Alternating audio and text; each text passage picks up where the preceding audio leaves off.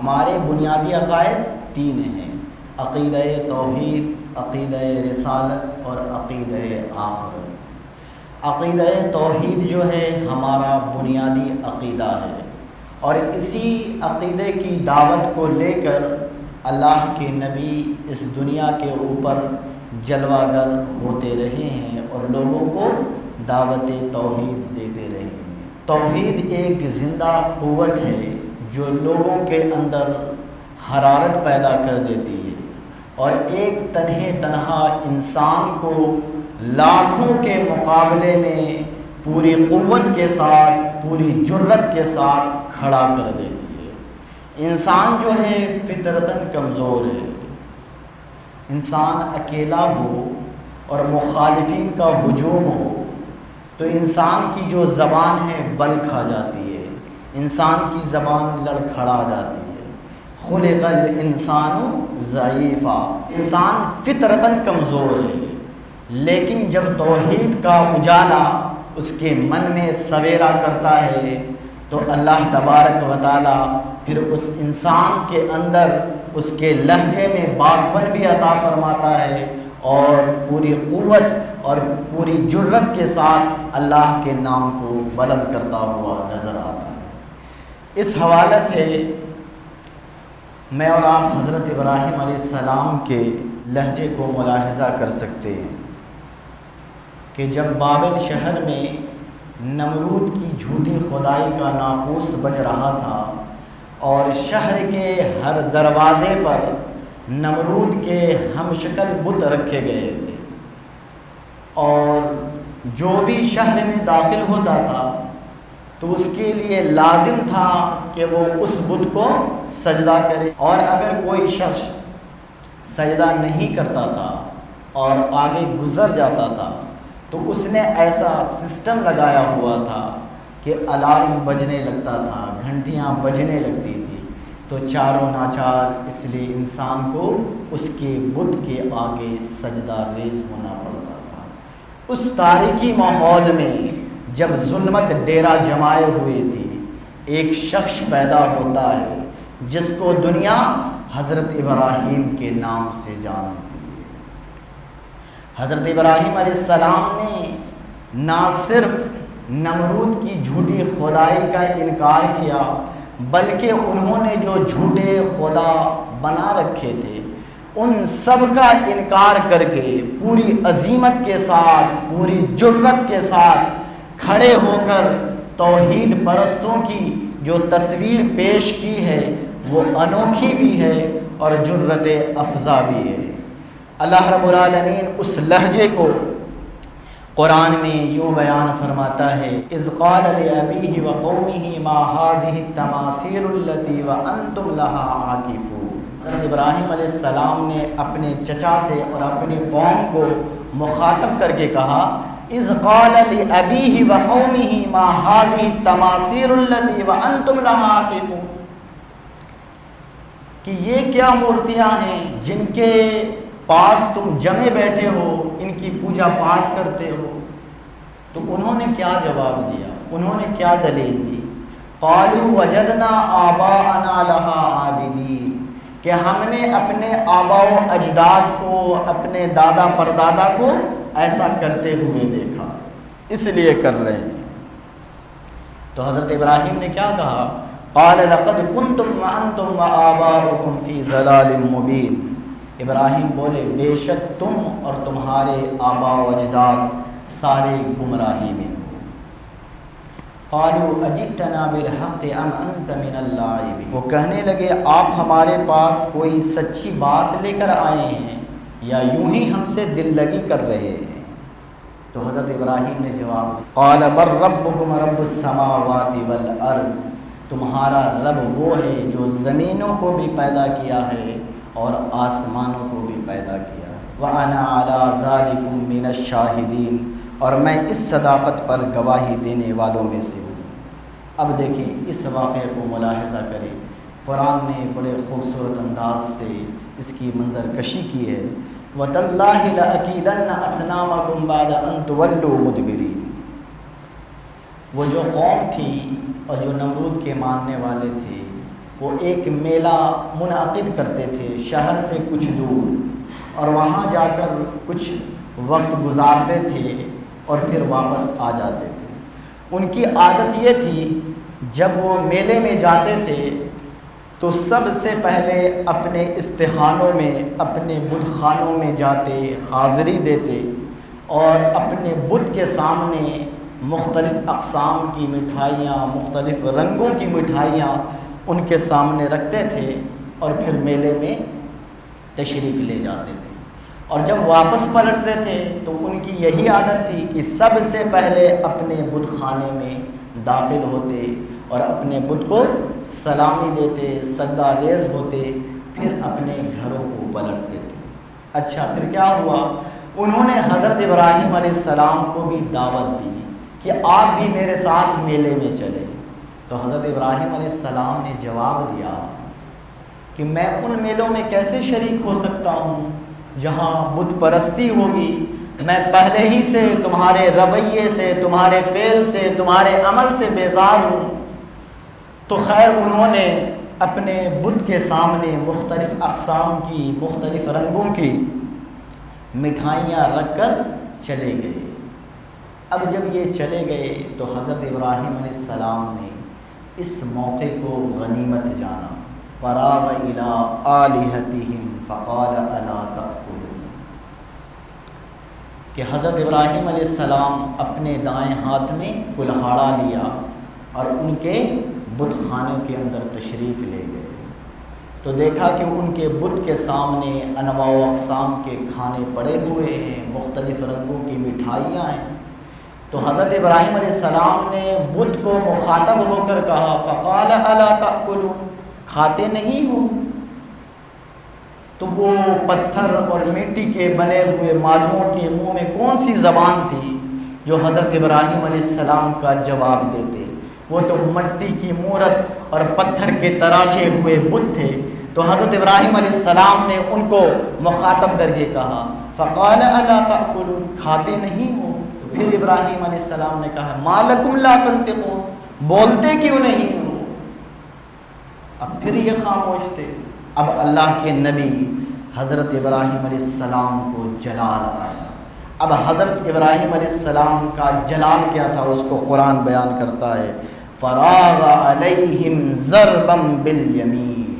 حضرت ابراہیم علیہ السلام ان بتوں کے کسی کے ہاتھ کاٹ دیے، کسی کی گردن کاٹ دی، کسی کے ناک کاٹ دی، کسی کے کان کاٹ دی۔ خانے کے اندر ایک بڑا بت تھا، جو سب سے بڑا بت تھا، اس کو چھوڑ دیا۔ یہ حضرت ابراہیم علیہ السلام کی حکمت تھی، اور اس لیے تھا کہ اس قوم کو لاجواب کرنا ہے۔ اب کسی کے کان کاٹ دیے، کسی کی ٹانگیں کاٹ دی، کسی کی گردن کاٹ دی، کسی کو ریزہ ریزہ کر دیا، اور ایک جو سب سے بڑا بت تھا اس کے کندھے پر کلہاڑا رکھ دیا، اور حضرت ابراہیم علیہ السلام وہاں سے روانہ ہوئے۔ جب قوم شام کو میلے سے واپس آئی تو عادت کے مطابق اپنے بت خانے میں آئی۔ جب بت خانے میں داخل ہوئے تو قوم کی چیخ نکل گئی کہ وہ ان خداؤں سے حاجت مانگتے تھے، بارش کی دعائیں مانگتے تھے، اور ان کا یہ حال دیکھا تو غصے کے مارے برہم ہوئے، اور جو قرآن نے اس کو کوٹ کیا ہے پورے غصے کے ساتھ اور پورے جلال کے ساتھ، جو ان کی قوم نے کہا قالوا من فعل هذا بآلهتنا انه لمن الظالمین، وہ کہنے لگے ہمارے ان خداؤں کے ساتھ یہ سلوک کس نے کیا ہے؟ جس نے یہ کام کیا ہے وہ ظالموں میں سے ہے۔ تو ایک کہنے لگا قالوا سمعنا فتى يذكرهم يقال له ابراہیم، کہنے لگے چند آدمیوں میں سے کہ ہم نے ایک نوجوان کو سنا ہے کہ وہ ہمارے بتوں کا ذکر کرتا ہے تو برائی سے کرتا ہے، وہ ہمارے بتوں کے خلاف بولتا ہے، یقال له ابراہیم، اور اس کا نام ابراہیم ہے۔ لوگ کہنے لگے ورنہ اس بھرے ماحول میں کون بتوں کے ساتھ یہ سلوک کر سکتا ہے؟ سارے بتوں کی ہیبت سے خائف ہیں، کس کے اندر جرت ہے کہ یہ ان بتوں کے ساتھ یہ سلوک کر سکے؟ یہ ایک مرد ہے جو پوری قوت کے ساتھ، پوری جرت کے ساتھ، یعنی ہمارے بتوں کے خلاف بولتا ہے، ہمارے بتوں کو برا بھلا کہتا ہے، اس کا نام ابراہیم ہے، یہ اسی کا کیا دھرا ہے۔ قالوا فأتوا به على أعين الناس لعلهم يشهدون، پھر کہنے لگے پکڑ کر لاؤ اس کو سب کے سامنے، لوگوں کے روبرو، اور اس کے متعلق کوئی شہادت دے۔ یعنی جن لوگوں نے حضرت ابراہیم علیہ السلام کو بت کے خلاف بولتے ہوئے سنا ہے، تو وہ لوگوں کے سامنے اس بات کو بتائیں کہ یہ واقعی بتوں کا مخالف ہے، پھر ہم اس کو کڑی سزا دیں گے۔ اچھا پھر کیا ہوتا ہے؟ حضرت ابراہیم علیہ السلام کو پکڑ کر کے بادشاہ کے دربار میں حاضر کر دیا گیا، اس کے وزراء بھی بیٹھے ہیں، مشیر بھی بیٹھے ہیں، خدام بھی بیٹھے ہیں، خود نمرود بھی بیٹھا ہوا ہے، اور بت خانے کے پجاری بھی بیٹھے ہیں، اور بتوں کے چرنوں میں سجدہ کرنے والے سارے لوگ بھی بیٹھے ہوئے ہیں۔ اور اس انداز سے حضرت ابراہیم علیہ السلام کو ہزاروں کے مجمع میں پیش کیا جاتا ہے۔ نمرود پورے غصے میں ہے، پورے جلال میں ہے، شاہی جلال کے ساتھ اس مجلس میں موجود ہے، اور حضرت ابراہیم علیہ السلام کو لایا جاتا ہے، تو لوگ یک زبان ہو کر کہتے ہیں قالوا انت فعلت هذا بآلهتنا یا ابراہیم، اے ابراہیم کیا تم نے ہمارے ان خداؤں کے ساتھ یہ سلوک کیا؟ اب دیکھیں ابراہیم علیہ السلام کا جواب کیا ہے، اتنا پیارا جواب ہے کہ قوم لاجواب ہو جاتی ہے، اس کے پاس کوئی جواب ہی نہیں رہتا ہے۔ حضرت ابراہیم علیہ السلام کا جواب سنیے، قال بل فعلہ کبیرہم ھذا، تو ابراہیم علیہ السلام نے کہا ان کے بڑے نے کیا ہوگا، اس لیے کہ ہتھیار تو ان سے برآمد ہو رہا ہے۔ حضرت ابراہیم علیہ السلام نے کہا قال بل فعلہ کبیرہم ھذا، یعنی یہ جو سارا ماجرا ہے، یہ سارا قصہ ہے، ان کے بڑے بت نے کیا ہوگا، اس لیے کہ کلہاڑا تو اس سے برآمد ہو رہا ہے، یہ آپس میں لڑ پڑے ہوں گے کہ تم چھوٹے ہو کر میری خدائی میں کیوں شریک ہو رہے ہو، تو سارے کارنامے اس بڑے بت کے۔ اب وہ چپ تھے، ان کے پاس کوئی جواب نہیں تھا، تو ابراہیم علیہ السلام کا دوسرا وار دیکھیے، وہ کیا فرماتے ہیں فَاسْأَلُوهُمْ إِن كَانُوا يَنْطِقُونَ، اچھا اگر یہ نہیں جواب دیتا ہے، یہ جو بڑا ہے یہ جواب نہیں دیتا ہے، تو ان سے پوچھ لے جن کے ساتھ یہ قیامت ٹوٹی ہے، جن کی ٹانگ کاٹ دی گئی، جن کی گردن کاٹ دی گئی، جن سے تم حاجت مانگتے ہو، منت مانگتے ہو، تم سارا قصہ انہی سے پوچھ لو کہ تمہارے اوپر یہ قیامت کس نے توڑی ہے۔ یہ خود اپنی بے بسی کا اظہار کریں اور بتائیں لوگوں کو کہ میرے ساتھ یہ ماجرا کس نے کہا، ان کانوا ینطقون، اگر یہ بولتے۔ پھر آگے فرمایا فرجعوا الی انفسہم، پھر وہ اپنے اندر پلٹے، ضمیر تو ہوتا ہے، اندر سے آواز آئی، پھر وہ اپنے زمین کی طرف پلٹے۔ یعنی انسان غلطی جب کرتا ہے تو کسی کو بتانے کی ضرورت نہیں ہوتی، وہ خود جانتا ہے کہ میں غلط کر رہا ہوں، تو وہ خود محسوس کر گئے کہ میں اب کیا جواب دوں، ہم غلط پر ہیں۔ ان کے ضمیر نے مان لیا لیکن ان کی انا نے نہیں مانا۔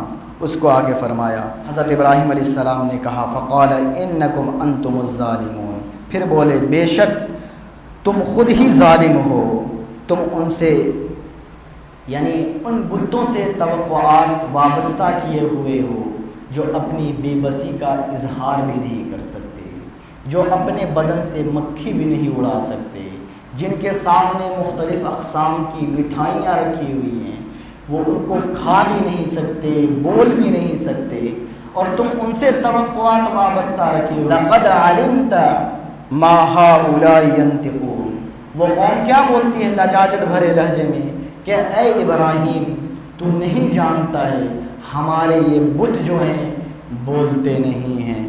جب یہ کہنا تھا، اب حضرت ابراہیم علیہ السلام کے لہجے کا باقپن دیکھیے کہ اللہ کا نبی حضرت ابراہیم علیہ السلام کفر کے درمیان میں کھڑا ہو کر اللہ کی توحید کو کس انداز سے بیان کرتا ہے۔ قال افتعبدون من دون اللہ ما لا ينفعکم شیئا ولا یضرکم اف لکم ولما تعبدون من دون اللہ افلا تعقلون۔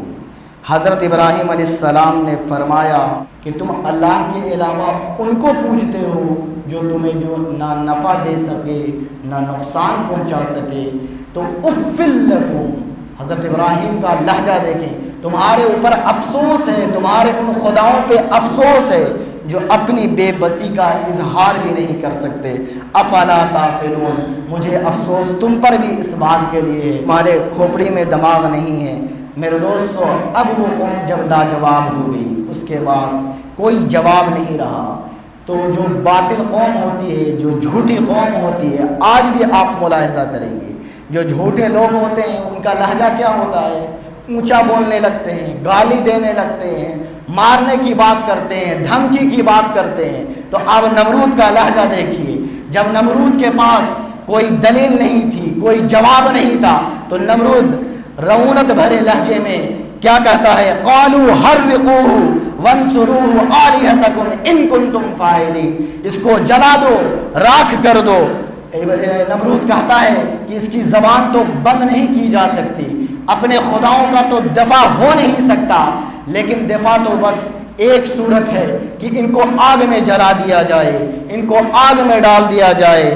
میرے دوستو، ان کنتم فاعلین، وہ اپنی قوم سے کہنے لگا اگر تم چاہتے ہو کہ ہم اپنے بتوں کا بدلہ لیں، اپنے بتوں کا دفاع کریں، تو ہم حضرت ابراہیم کی زبان کو بند نہیں کر سکتے ہیں، ان کو جواب نہیں دے سکتے ہیں، بس ایک راستہ ہے، اور وہ راستہ کیا ہے؟ ان کے لیے آگ تیار کی جائے اور اس آگ میں حضرت ابراہیم کو ڈال دیا جائے۔ میرے دوستو، آگ کا الاؤ روشن کیا گیا، آگ روشن ہو گئی، ایسی آگ تیار کی گئی کہ دور دور تک اس کی حدت اور گرمی محسوس ہوتی تھی۔ میرے دوستو، اب حضرت ابراہیم علیہ السلام کو اس آگ میں ڈالنے کی باری آتی ہے، تو لوگ پریشان تھے کہ حضرت ابراہیم علیہ السلام کو اب آگ میں ڈالا کیسے جائے، یعنی آگ اتنی بھڑک رہی کہ کوئی قریب نہیں جا سکتا ہے۔ تو ایک منجنیق بنائی گئی اور اس منجنیق میں حضرت ابراہیم علیہ السلام کو بیٹھایا گیا اور اس آگ کی طرف حضرت ابراہیم علیہ السلام کو پھینکا جا رہا تھا۔ آسمان پر لرزہ طاری ہے، زمین تھرا رہی ہے، فرشتوں کی چیخیں نکل رہی ہے، یا اللہ یہ کیا ہونے جا رہا ہے؟ ایک تو واحد اس روئے زمین پر تیرا پرستار ہے، تیرا نام لینے والا ہے، اور اس کو بھی جلا کر راکھ کر دیا جا رہا ہے، اس کو بھی آگ میں ڈالا جا رہا ہے۔ میرے دوستو، لیکن وہ شاعر کہتا ہے کہ فانوس بن کر جس کی حفاظت ہوا کرے، وہ شمع کیا بجھے جسے روشن خدا کرے۔ یعنی قدرت کو کچھ اور منظور تھا، فطرت مسکرا کر کچھ اور کہہ رہی تھی۔ میرے دوستو، حضرت ابراہیم علیہ السلام کو اس منجنیق میں ڈال کر آگ میں ڈال دیا گیا۔ ادھر حضرت ابراہیم علیہ السلام آگ میں گئے، ادھر آگ کو اللہ کا سندیسہ آیا، آگ کو اللہ کا پیغام آیا۔ قلنا یا نار کونی بردا وسلاما علی ابراہیم، اے آگ میرے خلیل پر سلامتی کے ساتھ ٹھنڈی ہو جا، اتنی زیادہ نہ ٹھنڈی ہو جانا کہیں میرے خلیل کو سردی لگ جائے۔ قلنا یا نار کونی بردا وسلاما علی ابراہیم، تو وہ آگ حضرت ابراہیم علیہ السلام کے اوپر سلامتی کے ساتھ ٹھنڈی ہو جاتی ہے۔ باہر سے انگارے پھوٹ رہے ہیں، شعلہ نکل رہا ہے، آگ کے انگارے برس رہے ہیں، اور حضرت ابراہیم علیہ السلام ایک دن 2 دن نہیں 40 دن تک اس لہکتی ہوئی آگ میں رہتے ہیں۔ میرے دوستو، قوم سمجھ جاتی ہے اب تو ان کی راکھ بھی نہیں بچی ہوگی، ان کا ریزہ ریزہ ہو گیا ہوگا۔ جب 40 دن کے بعد آگ سرد ہوتی ہے تو حضرت ابراہیم علیہ السلام آگ کے جلتے ہوئے کوئلے پر ایسے چل کر آتے ہیں جیسے کوئی نازنین پھولوں پر چلتا ہوا آتا ہے۔ تو میرے دوستو، اسی لہجے کو علامہ اقبال رحمۃ اللہ تعالیٰ علیہ فرماتے ہیں بے خطر کود پڑا آتش نمرود میں عشق، عقل ہے محو تماشا لبے بام ابھی۔ عقل کا تقاضا اور ہے، عشق اور محبت کی کہانی اور ہے میرے دوستو۔ عشق اور محبت کی انوکھی اور البیلی داستان سیدنا حضرت ابراہیم علیہ السلام نے جو رقم کی وہ آج ہمارے لیے نمایاں ہے، اور توحید کے جو درس کو نمرود کے دربار میں ساری قوم کے سامنے، ان کے پجاری کے سامنے حضرت ابراہیم علیہ السلام نے جو اللہ کی وحدانیت کا اقرار کیا اور اللہ کے نام کو بلند کیا، تو میرے دوستو اسی لہجے کو علامہ اقبال فرماتے ہیں، آج بھی ہو اگر ابراہیم سا ایمان پیدا، آگے کر سکتی ہے اندازے گلستاں پیدا۔